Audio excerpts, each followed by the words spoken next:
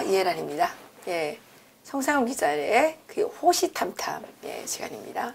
예, 또 이렇게 호시탐탐 전국을 누비면서 이렇게 또 멋진 책을 하나 가지고 오셨네요. 한국말을 낳는 최첨단 방위산업 삼성은 왜 포기했나?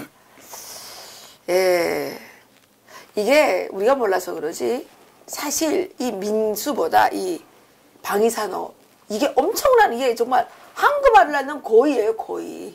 예? 근데 이거를 삼성이 그렇게 이에 밝은 삼성이 왜 포기할 수밖에 없었나?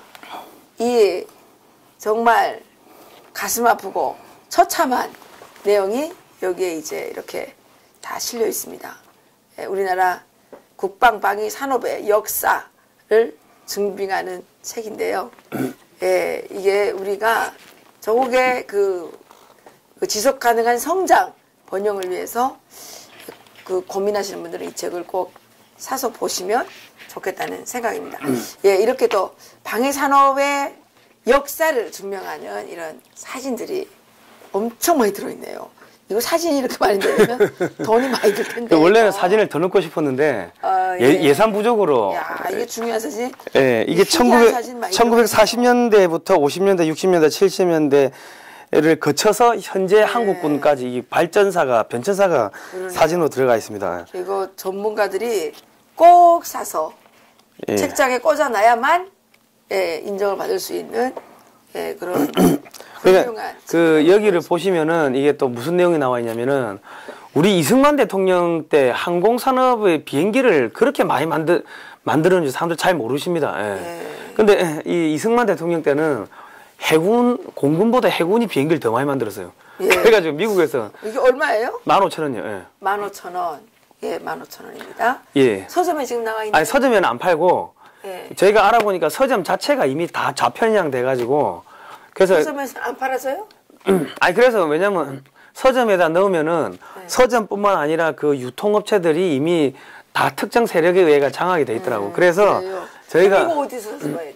글로벌 디펜스 뉴스 홈페이지에 신청하시거나 027 택배를 보내주신다 이거죠? 119642 그 하시면 택배비는 별도인가요? 아니요 15,000원에 저희가 포함되어 있습니다. 15,000원에 다 해준다.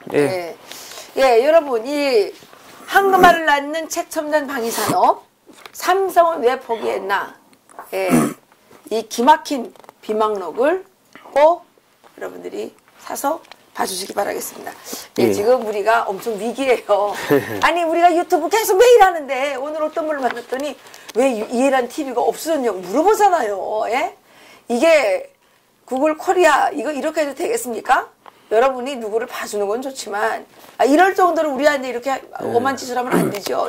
우리가 지금 매일 얼마나 그 심혈을 기울여서 방송을 만드는데 일부러 이게 못 보게 탄압을 하는 거예요. 그 미국에서도 지금 구글 그 본사가 그 좌파 뉴스를 생산하고 있다고 트럼프 대통령이 화까지 내고 이제 뭐 행정 명령까지 뭐 들어간다고 하는데 지금 구글 코리아도 똑같이 이 검색에서 이해란 TV가 안 나오게끔 글로벌 디펜스 뉴스가 안 나오게끔 그렇게 검색 조작을 해버리는 거죠. 그러니까 말이에요. 그러니까 여러분 이해란 TV 힘드시더라도 치시고 들어가셔서 오늘도 중요한 소식 우리가 다 전했거든요. 우리가 북한에서 날라오는 그 소식을 보면 이 문재인 정부가 하는 이 대북 정책이 얼마나 가짜 뉴스고 얼마나 거짓말이 많고 얼마나 황당하고 굴욕적인 대한민국을 말아먹는 대한민국을 지옥으로 끌고 가는 정책인지 잘 알 수 있습니다.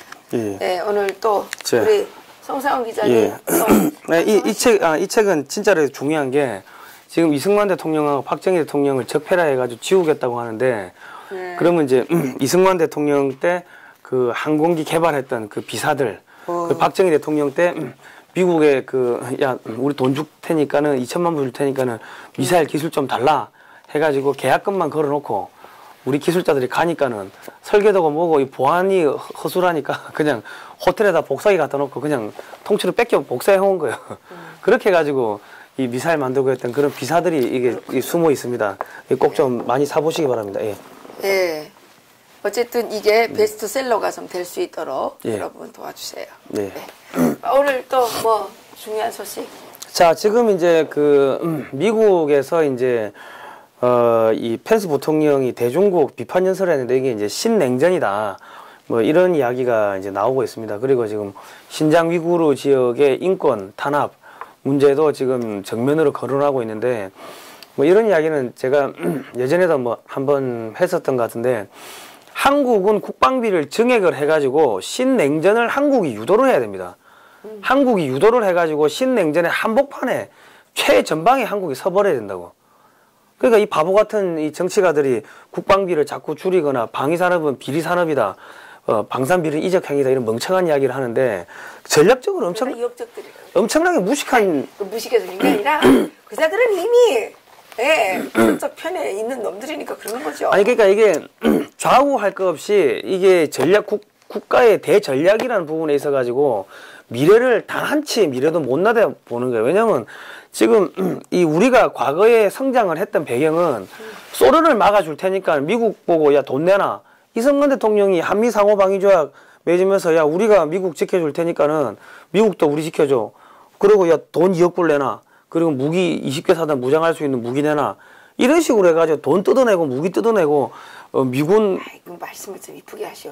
뜯어내기는 뭐야? 뜯어내는 게 협찬을 받으신 거죠. 아 협찬을 받으신 거. 예. 그러니까 사실 어떻게 보면 박원순을 협찬이라 그러는데 예. 박원순보다 훨씬 위대한 협찬을 그죠. 이끌어내신 그러니까 박정희 대통령 때도 여차하면은 야 씨 우리가 북한 칠 건데 주한미 대사 불러놓고 야 니 어떻게 생각하냐 이틀이면은 북한 칠 수 있다 이런 이야기하니까 놀래가지고 1억 불 지금 군사 무상 원조하고 이런 식으로 해가지고 우리가 냉전을 활용해가지고 대한민국이 이때까지 컸단 말입니다.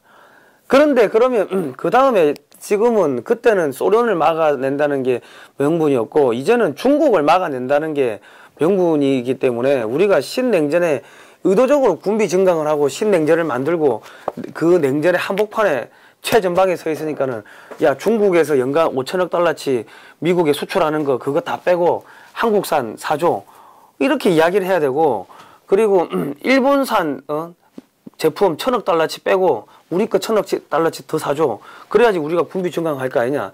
이런 이야기들을 한국의 정치가들이 미국에다 대놓고 해야 되는데 정치가들도 멍청하고 이 국민들도 이 공부를 안 하니까 국가 미래에 대한 전략이 아니 정치가가 멍청한데 국민이 어떻게 돌아가겠어요. 그러니까는 방산 비리 뭐 국방비는 매몰 비용이다 이런 프레임을 만들어 가지고 국방비가 증가하는 거를 막아버리는 거죠. 기자들이 다 좌파들이라 그래요.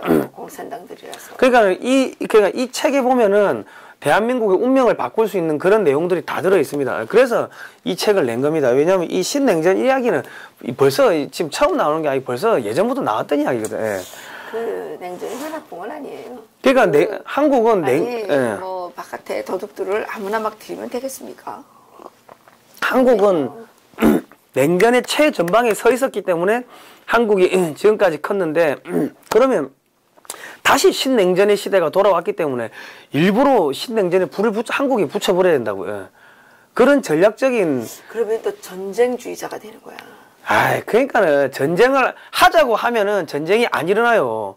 자 보세요. 나 패라 나 때리라 하면은 때릴 수 있어요? 죽자고 덤비면 때리냐고. 성기자 그러다가 또 전쟁 광신자를 몰릴라. 그게 전쟁은 아무나 하는 게 아닙니다. 전쟁 하자고 덤비면은 지금 이 동북아시아에서 전쟁할 수 있는 나라가 아무도 없습니다. 중국은 이미 내부 분열 때문에 지금 이 총구가 국민들한테 향해 있기 때문에 이 모태똥이 권력은 총구에서 나온다고 했기 때문에 총구가 국민들한테 돌아가 있는데 이게 만약에 외부에 문제가 생겨가 총구가 밖으로 나가는 순간 내부 분열이 일어나 버리고 러시아는 지금 유럽 쪽에 신경을 쓰고 있기 때문에 극동 쪽에는 거의 군사력이 거의 없어요. 그리고 일본은 자위대는 방어용 무기는 갖고 있지만 다른 나라를 공격할 수 있는 무기는 없기 때문에 아시아에서 전쟁을 지금 마음 놓고 할 수 있는 나라가 없다는 거죠. 이럴 때는 한국은 다 가능하죠. 한국은 그냥 한국이 소위 말해가지고 군비 증강해버리면은 중국도 증강하고 뭐 일본도 증강하고.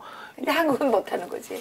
정치인들이 무슨 공산당 편에가 붙었는데 어떻게 전쟁을 해요? 그것도 그거지만 국민들이 책을 읽고 공부를 안 하니까 이 국방비를 올리면은 경제가 망한다. 이런 이상한 이 생각에 사로잡혀 있는 거죠. 아, 그 정치인들이 다 그 빨갱이들만 하고 그러니까. 국민들이 똑똑해져야 됩니다. 자, 지금부터 이제 제가 이야기를 쭉 해드릴게요. 자, 중국이 동맹국들을 공격하고 있다. 미국의 국익을 위협하고 있다. 사드 보복, 뭐 이게 우리나라 경우죠. 이런 이야기도 지금 그 미국에서는 지금 하고 있네요. 중국 때려잡으려고 이제 하고 있는 거죠. 반면에 아베는 헌법 개정을 통해 가지고 자위대를 이제 전쟁할 수 있는 군대로 만들겠다. 이런 지금 뭐 그걸 하고 있습니다. 그리고 이거 지난 14일 날 자위대 육해공 자위대 4,000명을 모아놓고 이 퍼레이드를 했어요. 중국이 무너지니까 이제 일본이 치고 나오는 겁니다. 자, 21세기 지정학과 미국의 패권 전략이라는 이 지금 조지 프리드먼 미국의 그 국제 정치학자가 이게 쓴 이 책을 보면은 미국은 일본과의 전쟁에 대비해야 하며 서태평양에서 미국의 가장 중요한 나라는 한국이다. 이런 이야기를 했더라고. 벌써 미국은 일본하고 전쟁을 준비해야 된다. 이런 이야기를 하고 있다는 거죠. 자, 근데 지금 시진핑의 고민은 5,700만 퇴역군인의 처우 개선. 이야기는 지금 2017년 12월 달 이야기인데 또 최근에도 막 시위하고 일어났더라고요. 이제 돈이 없으니까 처우 개선을 못 해주는 거예요. 자, 중국이 무너지고 있습니다. 지금 뭐 미국이 중국을 환율 조작국으로 지정해버리면은 미국은 이제 중국은 끝나는 거죠. 그리고 이제 14억이나 된다는데 끝나겠어. 수출이 안 되면은 그 뭘 먹고 삽니까? 뭐 인구는 어디 갈 거 아니잖아. 아니 수출이 돼야지. 수출이 돼야지. 연간 한 달에 1,000만 원 벌던 사람이 한 달에 100만 원 벌면 살 수 있습니까? 이제 그렇게 되는 거죠. 그러니까 지금 중국의 차 판매가 30년 만에 이제 감소할 거다. 이런 이야기가 나오고 있고, 미 재무부가 북한을 제재 대상 정부의 세컨더리 이 제재, 그러니까 북한하고 거래만 해도 그냥 바로 제재 때리겠다. 좋아요. 예, 지금 이런 거를 하고 있습니다. 네, 예. 좋아요. 근데 이제 북한이 트럼프 대통령이 이 김정은이 착하다, 뭐 사랑에 빠졌다, 뭐 이런 이야기를 하고 자꾸 러브콜을 보내니까, 그러면 러시아나 중국은 북한이 친미화될까봐 걱정이 돼서 자꾸 돈을 퍼준다든지 뭔가 지원을 하겠죠. 그러면 그 꼬투리 잡아가지고 제재를 한다는 거죠. 그러니까 결국은 북한의 핵 문제는 미국은 관심 밖이라고. 우리나라 사람들이 자꾸 북한의 핵 문제를 미국이 어떻게 막 걱정한다. 웃기는 이야기 좀 그만하시라고. 왜냐하면 북한의 핵은요, 미국까지 도달할 수 있는 역량을 벗어나 있습니다. 내가 좀 이따 설명을 해드릴게요. 자, 이런 이야기 하고 있으니까 지금 중국이 부들부들 떤다고. 그리고 이제 미 의회에서도 이제 중국을 전방위적으로 인권 유린 국가, 뭡니까, 위구르족, 뭐 이런 인권 탄압 이런 걸로 이제 거는 거죠. 그리고 이제 미국의 재무부가 한국의 은행들을 다 이게 전화로 전화해가지고, 네, 북한에 지원하지 마라, 이제 이런 이야기도 했고요. 자, 그 다음 이제 문재인 여적죄로 이제 고발하는 국민운동본부가 이제 출발했고, 또 이제 뭐 도태우 변호사라는 분이 또 여적죄로 이제 이 조사를 고발했더라고. 그리고 또 조원진 의원이 뭐 행정안전부 김부겸 장관한테 문재인 남측 대통령 발언 뭐 등등 여러 가지 일을 문제 삼으면서 여적죄라고 이렇게 이야기를 했습니다. 지금 점점 이제 목줄이 쪼이고 있는 겁니다. 자, 이게 이제 무슨 이야기냐면은 우리나라 자꾸 이 시각만 봐서는 안 됩니다. 이게 전체적인 판을 봐야 되는데, 자, 전에도 몇 번 이야기 해드렸지만 지금 미국이 고민하는 거는 독일의 그런 자본과 기술을 갖고 있는 독일과 천연 자원을 갖고 있는 러시아가 결합돼가지고 반미전선을 형성하는 게 그거를 뜯어 말려야 된다고. 그러니까 독일이 러시아에서 가스 사오는 걸 문제 삼고 독일을 계속 두들겨 패고 있고 지금 그런 상황이고, 독일하고 러시아가 이 다이렉트로 이 교류하는 걸 막기 위해 가지고 폴란드하고 루마니아에다가 미군을 배치해놓고 미사일 기지를 설치했습니다. 그렇군요. 예. 근데 과거에 보면은 소련 시절에는 헝가리나 세르비아나 뭐 슬로바키아 이쪽이 다 동구권이었는데, 동구권까지 소련이 국경선이 확장이 돼 있었던 반면에 지금은, 그러니까 그때는 독일이나 뭐 이탈리아, 오스트리아 이런 데가 사실 최전방이었어요. 그러니까 이제 어마어마하게 이제 경제적 성장을 했는데 비해 가지고 이제는 독일 앞에 폴란드가 최전방이 돼 버렸고 루마니아가 최전방이 돼 버렸기 때문에 폴란드나 루마니아를 미국이 경제적으로 지원하면서 독일이나 다른 국가들을 지금 엄청나게 지금 압박을 하고 있는 그런 형국입니다. 그리고 지금 요 빨간색 점, 중동 지역의 빨간색 점은 뭐냐면은 또 하나의 미국이 이제 전략적 포인트가 뭐냐면은 터키하고 이 이란 둘 다 육군 재래식 군사 강국인데 얘들이 둘이 연합을 해가지고 동맹을 맺고 이게 러시아하고 연결돼 버리는 이런 사태가 벌어지면은 이거 상당히 힘들다는 거죠. 그렇겠죠. 그러니까 지금 시리아를 계속 뭐 공습을 하고 뭐 이 지역이 완전 아수라장이 돼 있는데 지금 뭐 터키의 뭡니까 저기 쿠르드족 자치 국가를 설립한다 이런 이야기들이 계속 나오고 있는 것도 이제 뭐 터키를 압박하는 거고 결국 이제 터키의 그 미국 목사를 2년 만에 이제 다시 송환을 시켰더라고요. 예, 그리고 이제 극동지 그 카자흐스탄과 몽골에다가도 미군이 들어가서 거대한 장벽을 쳐놨고 지금 극동쪽으로 오면은 지금 일본의 자본과 기술과 러시아의 천연 자원이 붙어버리면은 결합이 되면 미국에 도전하는 그러니까 미국을 아시아에서 축출하는 그런 사태가 벌어질 거라고 걱정을 하고 있는 겁니다. 미국이 걱정하는 게 이게 지금 세계지 북한의 핵 문제나 저기 중국 문제는 전혀 지금 이 전략적으로 고려 대상이 아닌 겁니다. 그러니까 지금 아베가 지금 이렇게 막 군국화, 군사 대국화에 지금 이렇게 하고 있는데 제가 왜 북한의 핵미사일이 미국은 전혀 관심 대상이 밖이라고 하냐면은 이미 러시아의 이 스보보드니 지역 그리고 만주 지역에는 미국을 향하는 대륙간 탄도미사일들이 질비하게 있습니다. 그렇기 때문에 얘들이 있는데 뭐 북한이 뭐 한 개, 두 개 더 만들었다고 그게 무슨 의미가 있습니까? 아무런 의미가 없다는 거예요. 북한의 핵은 미국한테. 그 북한의 핵은 미국에 들어가가지고 전투기, 폭격기들 끌고 와가지고 그냥 깨부수면 되는데 완전한 비핵화를 하느냐 마냐 뭐 조건부를 하느냐 그렇게 이야기를 하면서 시간을 끄는 거는 북한을 경제 제재를 해놓고 이 러브콜을 계속 미국에서 보내면은 중국이나 러시아가 자꾸 거기다 돈 대주고 하니까는 그거를 빌미 삼아갖고 중국과 러시아를 제재해가지고 얘들을 죽이기 위한 미끼로서 북한을 쓰고 있는 거죠. 그리고 지금 조지 프리드먼이 하는 이야기는 중국이 너무 빨리 무너지면은 일본이 중국을 견제한다는 명분을 앞세워서 해군력을 키우고 미국을 아시아에서 몰아내려고 시도할 가능성이 높다 이런 이야기를 하는데 벌써 일본이 지금 이 서진을 하고 있습니다. 예. 해병대를 만들고 있고 여기 보시면은 해병대 만들고 있고 그리고 또 중국도 이제 그 13,000톤급 우리나라 이지선보다 더 큰 대형 구축함을 20척을 건조하고 있고 지금 이제 동북아시아가 급변 사태에 들어가는 거죠. 그런데 지금 일본이 지금 미국이 중국의 돈줄을 차단하고 있는 상황에서 일본이 지금 중국의 이 돈줄 역할을 통화 사업을 지금 5년 만에 재개를 했고요.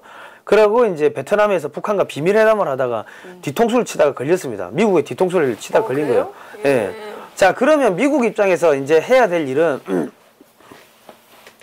지금 문재인 정권을 빨리 제거할 수밖에 없는 상황이 돼버린 거죠. 문재인 정권을 제거하고 북한도 제거하고 만주까지 이 하나의 거대한 공동체를 갖다가 그 코리아로 뭉쳐가지고 주한미군이 만주에도 들어가고 주한미군이 북한에도 들어가고 이렇게 돼버리면은 이 만주에 있던 그 미국을 향한 중국의 대륙간 탄도미사일들이 완전히 이제 무용지물이 되는 거고 만주에 있는 군사력이 러시아 스보보드니 지역에 있는 대륙간 탄도미사일들을 유사시에는 공격을 할 수가 있기 때문에 이게 지금 미국 입장에서 한국을 통해 가지고 중국과 러시아와 일본을 동시에 견제할 수 있는 지금 이런 판 위에서 지금 이게 움직이는 거죠. 예.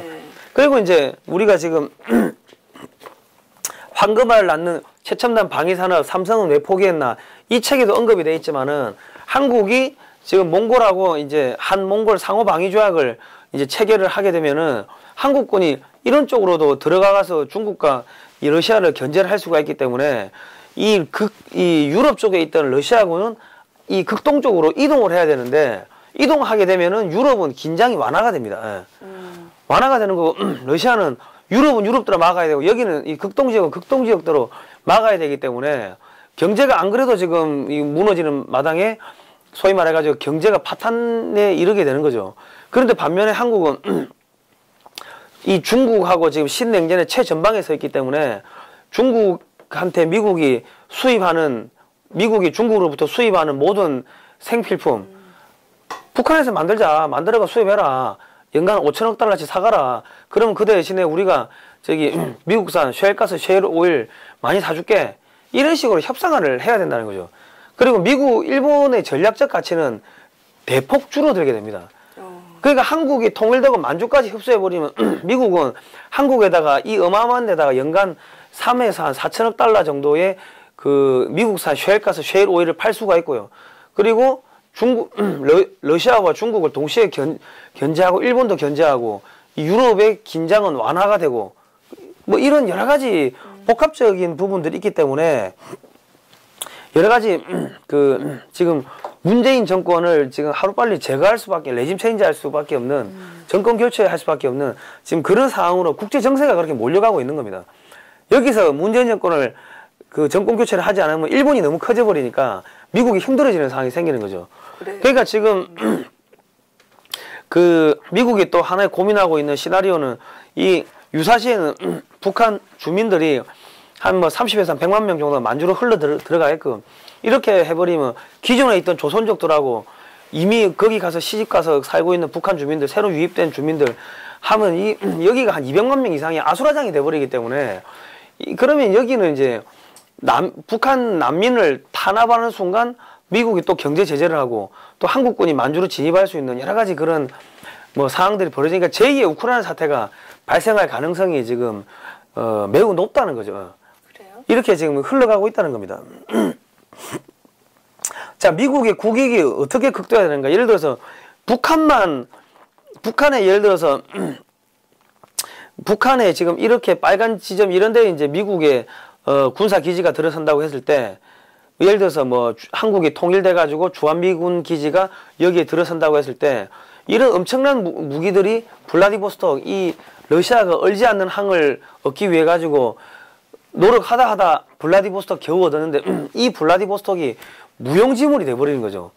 여기서 뭐 함정이 나올 수 있겠습니까? 예. 그런 상황이 돼버리는 거고 그리고 그 주한미군 기지가 아니라 그냥 한국군 기지가 들어서도 블라디보스톡은 위기에 처하게 되는 거고 이 서쪽으로 보면은 이 중국 이 베이징까지 전부 타격 범위에 들어가는 겁니다. 그러니까 지금 미국은 어떻게든 간에 1차적으로 북한 지역에다가 주한미군 기지를 까는 게 최우선 전략적 목표고 뭐 더 좋은 거는 이제 만주까지 올라가는 거고 2단계는 예. 지금 그런 이제 상황에 지금 돌아가는 겁니다. 그러니까 지금 우리나라 이게 전문가들이 볼 때는 북한의 핵 문제가 엄청나게 큰 것처럼 보이지만 미국 입장에서는 이미 중국이나 러시아가 어마어마하게 많은 미사일을 미국으로 겨냥하고 있는데 북한 그 뭐 하나 더 있다고 해가지고 크게 뭐 큰 문제가 아니라는 거죠. 연간 1,000억 달러치 한국이 이제 미국 중동에서 수입하는 원유가 한 80%, 90% 가까이를 수입을 하는데 한 1,000억 달러치를 중동에서 수입을 합니다.